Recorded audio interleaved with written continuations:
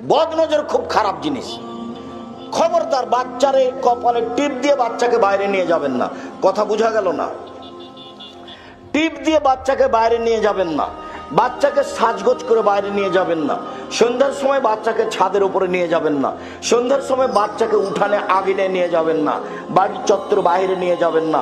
শয়তানের নজর পড়তে পারে, মানুষের নজর পড়তে পারে। বদ নজর, বদ নজর এমন একটা জিনিস, আল্লাহ নবী বলছেন যদি কোনো জিনিস ভাগ্যকে ভেঙে ফেলে দিতে পারতো তো বদ নজরই পারতো। খালি আপনি বাড়িতে নিয়ে এসেছেন ছেলে, আর বাচ্চা একবারে বমন করে তুলে মরে মরে পেশাব পায়খানা, মনে হচ্ছে এখনই চলে যাবে, তার নামে বদ নজর লেগেছে। বদ নজর কি জিনিস জানেন? এক মিনিট, এই ছেলে, আপনারা স্বামী স্ত্রী বাড়িতে বসে আছেন, আপনার স্ত্রী আপনাকে বলছে শোনো, দেখছো মুরগির বাচ্চাগুলো কত সুন্দর সুন্দর হয়ে উঠেছে, তা আপনাকে দেখতে ডাকলো, তা আপনিও দেখলেন, স্বামী স্ত্রীর বাচ্চাগুলি দেখলেন।